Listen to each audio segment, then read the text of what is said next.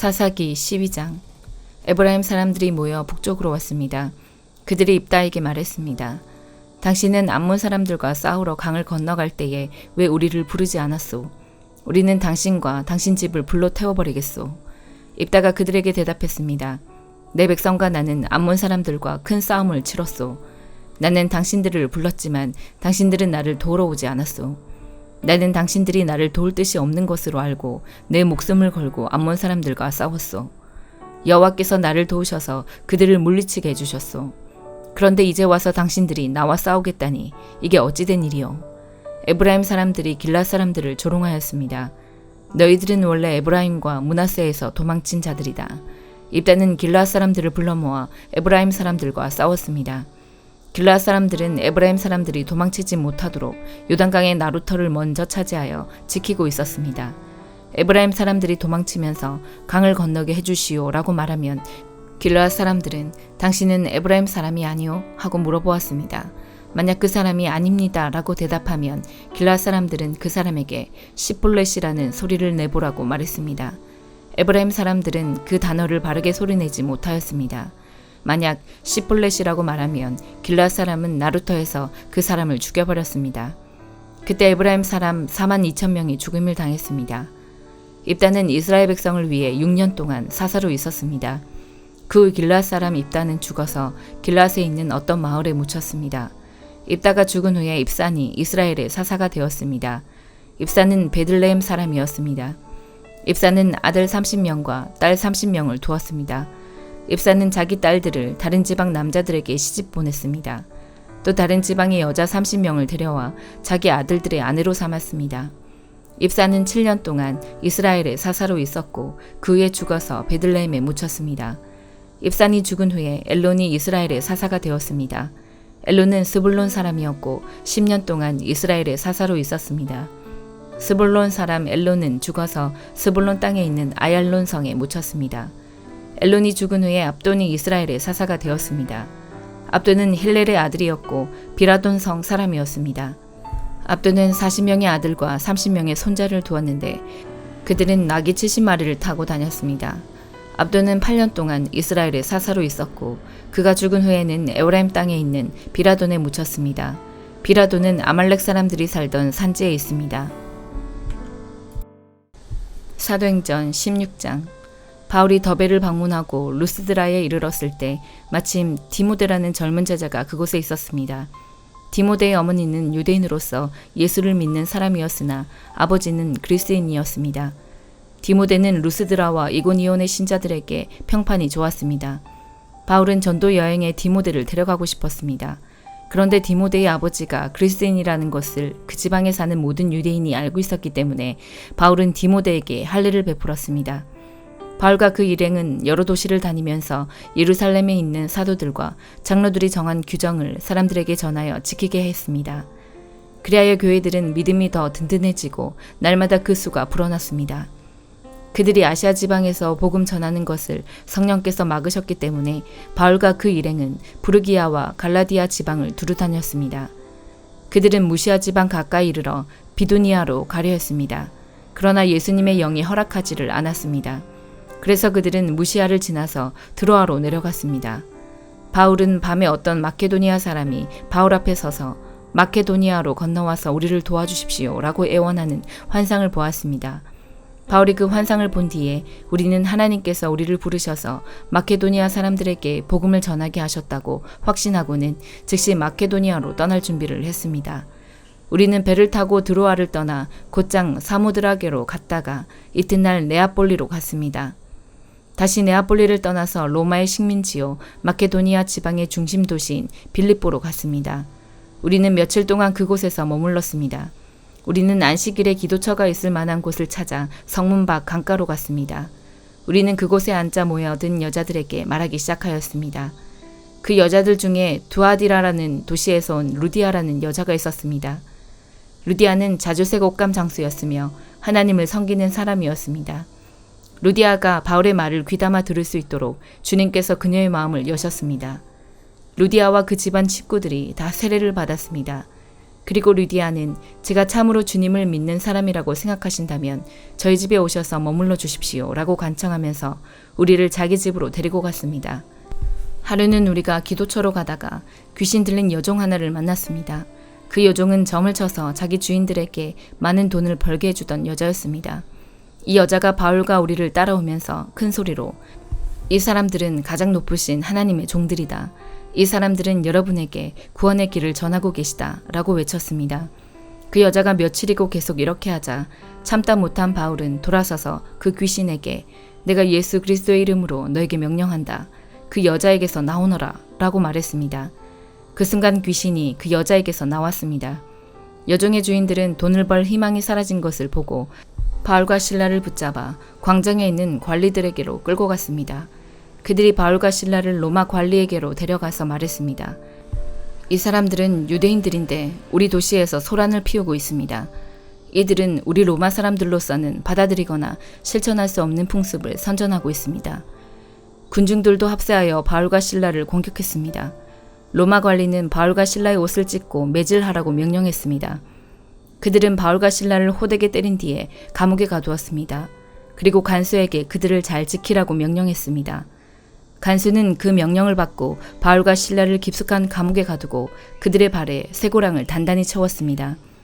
한밤중에 바울과 실라는 하나님께 기도를 하며 찬송을 불렀습니다. 다른 죄수들도 그들의 기도와 찬송 소리를 듣고 있었습니다.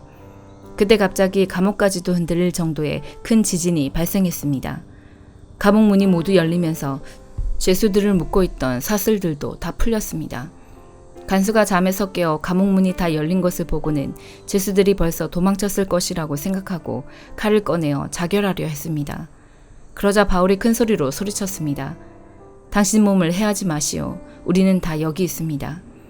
간수가 등불을 달라고 해서 안으로 뛰어들어가 두려워 떨면서 바울과 실라 앞에 엎드렸습니다. 그리고 그들을 바깥으로 데리고 나와 선생님들, 제가 어떻게 해야 구원을 받을 수 있겠습니까? 라고 물었습니다. 바울과 실라가 간수에게 말했습니다. 주 예수님을 믿으십시오.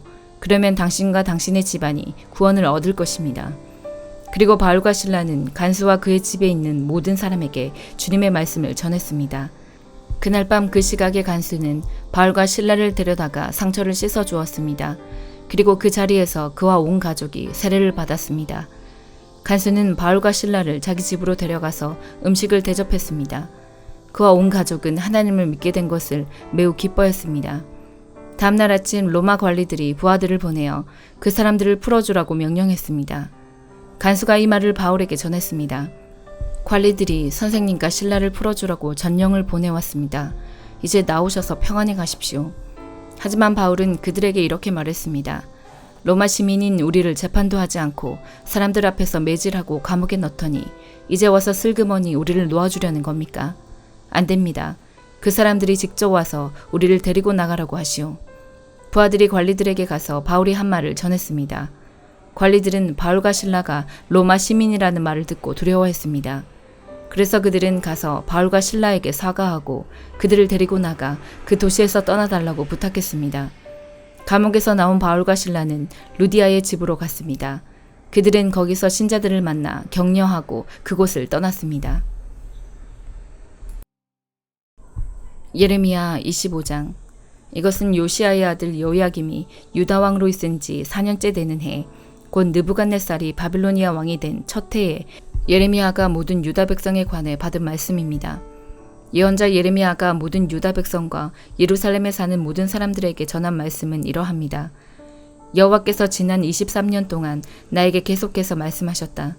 나는 유다 왕 아몬의 아들 요시야가 왕으로 있은 지 13년째 되는 해부터 지금까지 여호와께서 주신 말씀을 너희에게 거듭해서 전하였다. 그러나 너희는 그 말씀을 듣지 않았다. 여호와께서 그의 모든 종 예언자들을 너희에게 거듭해서 보내셨으나 너희는 그들의 말을 듣지도 않았고 귀를 기울이지도 않았다. 그들은 이렇게 말했다. 너희 각 사람은 악한 길에서 돌이켜라. 나쁜 짓을 그만두어라. 그래야 너희가 이 땅에서 살아갈 수 있다. 이 땅은 옛적에 여호와께서 너희와 너희 조상들에게 주셔서 영원토록 살게 해주신 땅이다. 다른 신들에게 이끌려 섬기거나 예배하지 마라. 손으로 만든 우상을 섬기지 마라. 그런 일을 하면 여호와께서 분노하셔서 너희에게 벌을 내리실 것이다. 그러나 너희는 내 말을 듣지 않았다. 너희는 너희의 손으로 만든 우상을 섬김으로 나를 분노하게 만들었다. 그래서 내가 너희에게 벌을 내렸다. 나 여호와의 말이다. 만군의 여호와께서 이렇게 말씀하셨다. 너희는 내 말에 귀 기울이지 않았다. 그러므로 보아라. 내가 북쪽의 모든 민족들과 내 종 바빌로니아 왕 느부갓네살을 불러오겠다. 그들을 데려와 유다 땅을 비롯하여 그곳에 사는 사람들과 그 주변의 다른 모든 나라들까지 치게 하겠다. 내가 그 나라들을 완전히 멸망시켜서 영원히 폐허로 남게 하겠다. 그리하여 백성들이 폐허가 된 그 모습을 보고 놀라게 할 것이다. 내가 그들 가운데서 기뻐하는 소리와 즐거워하는 소리와 신랑과 신부의 기뻐하는 소리를 그치게 하겠다. 사람들이 맷돌질하는 소리도 그치게 하겠으며 등불빛도 없애버리겠다. 이 땅 전체가 메마른 황무지가 될 것이며 이 나라들은 70년 동안 바빌로니아 왕을 섬기게 될 것이다. 그러나 70년이 다 차면 내가 바빌로니아 왕과 그의 나라를 벌하겠다. 내가 악한 일을 한 바빌로니아 사람들을 심판하고 그 땅을 영원히 황무지로 만들어버리겠다. 내가 그 땅에 선포한 무서운 일들이 그대로 일어날 것이다. 그것은 예레미야가 모든 나라들에 대하여 예언한 것으로 모두 이 책에 기록되어 있다. 바빌로니아 사람들도 결국에는 여러 나라와 많은 큰 왕들을 섬겨야 할 것이다. 나는 그들이 내 백성에게 행한 것만큼 그들에게 벌할 것이다. 이스라엘의 하나님 여호와께서 내게 말씀하셨다. 너는 내 손에 있는 이 진노의 포도주 잔을 받아라.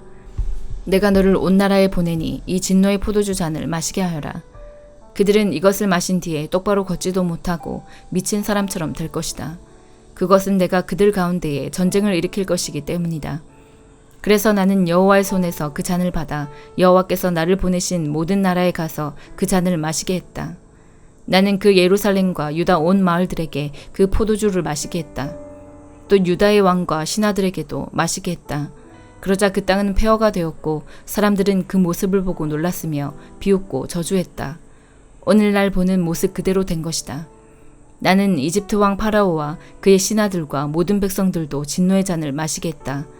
이집트에 사는 모든 외국인들과 우스 땅의 모든 왕들과 블레셋 땅의 모든 왕들, 곧 아스글론과 가사와 에글론의 왕들, 그리고 아스돗에 남아있는 백성들과 에돔과 모압과 암몬 백성과 도레의 모든 왕들과 시돈의 모든 왕들, 바다 건너 멀리 떨어진 섬의 모든 왕들, 드단과 데마와 부스와 머리카락을 짧게 깎은 모든 백성, 아라비아의 모든 왕들, 광야에 서로 섞여 사는 모든 족속계의 왕들, 시무리의 모든 왕들과 엘람의 모든 왕들과 메대의 모든 왕들, 그리고 북쪽에서 멀리 떨어져 있거나 가까이 위치해 있는 땅의 모든 왕들도 그 잔을 마시게 했다.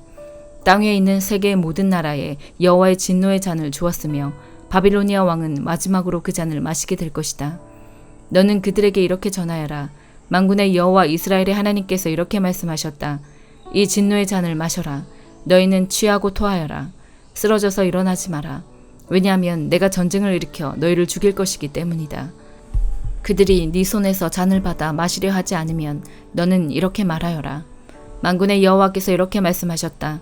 너희는 반드시 이 잔을 마셔야 한다. 보아라. 내가 내 이름으로 부르는 성 예루살렘에 이미 재앙을 내리기 시작했는데 너희가 심판을 받지 않을 거라고 생각하느냐? 너희는 반드시 심판을 받을 것이다. 내가 세계의 모든 백성들에게 전쟁을 일으킬 것이다. 만군의 여호와의 말씀이다. 너는 그들을 향해 이렇게 예언하여라. 그들에게 이렇게 말하여라. 여호와께서 하늘에서 외치시고 거룩한 성전에서 소리를 내신다. 그의 땅을 향해 외치시니 포도주를 만들려고 포도를 밟는 사람처럼 세상에 사는 모든 사람들을 향해 소리를 내신다. 이는 그 소리가 온 땅에 퍼질 것이니 여호와께서 온 나라를 심판하시기 때문이다. 여호와께서 모든 사람을 심판하시고 악한 사람을 칼로 죽이신다. 여호와의 말씀이다. 만군의 여호와께서 이렇게 말씀하셨다. 보아라, 곧 이 나라에서 저 나라로 재앙이 퍼질 것이니 마치 세찬 폭풍처럼 땅끝까지 퍼져나갈 것이다. 그때에는 땅 이 끝에서 저 끝까지 여호와의 심판을 받은 시체들이 널려 있을 것이다. 그들의 죽음을 슬퍼해 줄 사람도 없을 것이며 시체들을 거두어 묻어줄 사람도 없이 그들은 거름덩이처럼 땅 위에 뒹굴게 될 것이다. 너희 지도자들아 울어라. 크게 울부짖어라. 백성의 지도자들아 제 속에서 뒹굴어라. 너희가 죽임을 당할 때가 되었다. 너희가 한때는 귀중한 것이었으나 이제는 깨진 항아리 조각처럼 곳곳에 흩어지게 될 것이다. 지도자들은 숨을 곳도 없을 것이다. 이 백성의 신하들은 아무데도 피하지 못할 것이다. 지도자들의 울부짖는 소리가 들린다. 백성의 지도자들이 외치는 소리가 들린다. 그것은 여호와께서 그들의 땅을 멸망시켰기 때문이다. 그 평화롭던 목장이 황무지처럼 될 것이다.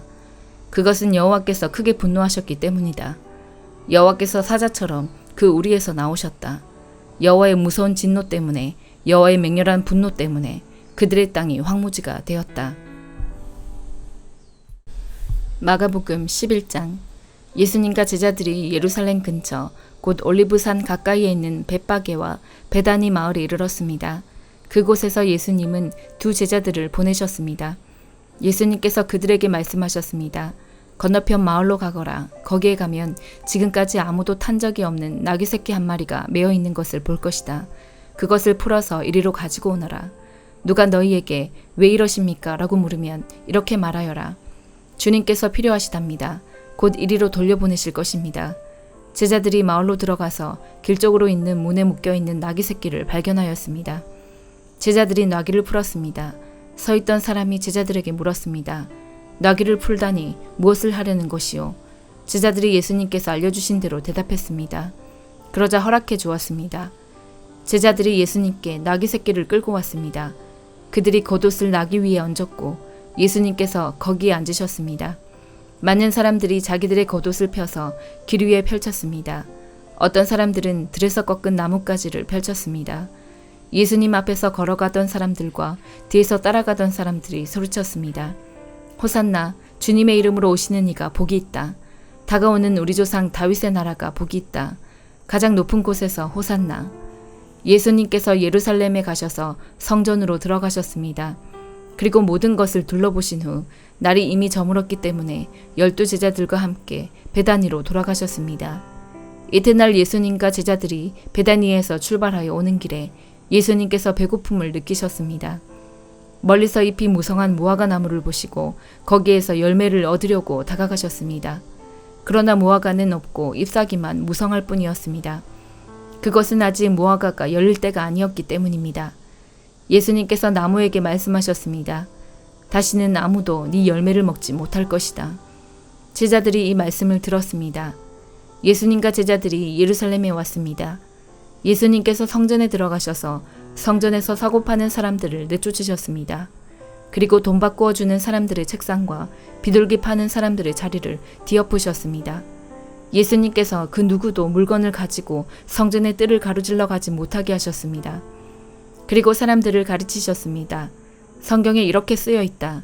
나의 집은 모든 민족의 기도하는 집이라고 불릴 것이다. 그런데 너희는 강도의 소굴로 바꾸었다. 대제사장들과 율법학자들이 이 소식을 들었습니다. 그들은 예수님을 죽일 방법을 찾기 시작했습니다. 그것은 사람들이 예수님의 가르침에 놀라워하므로 그들이 예수님을 두려워했기 때문입니다. 밤이 되자 예수님과 제자들은 성을 떠났습니다. 아침에 지나가다가 제자들이 무화과 나무가 뿌리부터 말라버린 것을 보았습니다. 베드로가 생각이 나서 예수님께 말했습니다. 선생님, 보세요. 저주하셨던 무화과 나무가 말라 죽어 있습니다. 예수님께서 대답하셨습니다. 하나님을 믿어라. 내가 너희에게 진정으로 말한다. 누구든지 이 산을 향하여 뽑혀서 바다에 던져져라 하고 말하고 마음속에 아무 의심 없이 말한 대로 될 줄 믿으면 그대로 이루어질 것이다. 그러므로 내가 너희에게 말한다. 너희가 기도하고 구한 모든 것은 받은 줄로 믿어라. 그러면 이루어질 것이다. 너희가 서서 기도할 때 다른 사람과 원수된 일이 있으면 그를 용서하여라. 그래야 하늘에 계신 너희 아버지께서도 너희의 죄를 용서하실 것이다. 예수님과 제자들이 다시 예루살렘으로 갔습니다. 예수님께서 성전에서 거니실 때 대제사장들과 율법학자들과 장로들이 예수님께 왔습니다. 그들이 예수님께 말했습니다. 당신이 무슨 권한으로 이런 일을 하는 것이요? 누가 당신에게 이런 권한을 주었소? 예수님께서 이들에게 대답하셨습니다. 내가 한 가지를 너희들에게 묻겠다. 만일 나에게 대답하면 내가 무슨 권한으로 이런 일을 하는지 말해주겠다. 요한의 침례가 하늘로부터 온 것이냐 아니면 사람에게서 온 것이냐? 대답해 보아라. 그들이 자기들끼리 의논하였습니다. 만일 우리가 하늘로부터 왔다고 하면 그가 어째서 너희는 요한을 믿지 않았느냐 하고 말할 것이다. 그렇다고 사람에게서 왔다고 할 수도 없지 않은가. 이들은 백성들을 두려워했습니다. 그것은 모든 사람들이 진정으로 요한을 예언자로 생각하고 있었기 때문입니다. 그래서 예수님께 우리는 모르오 하고 대답했습니다. 예수님께서도 그러면 나도 너희에게 내가 무슨 권한으로 이런 일을 하는지 말하지 않겠다 라고 말씀하셨습니다. 아멘.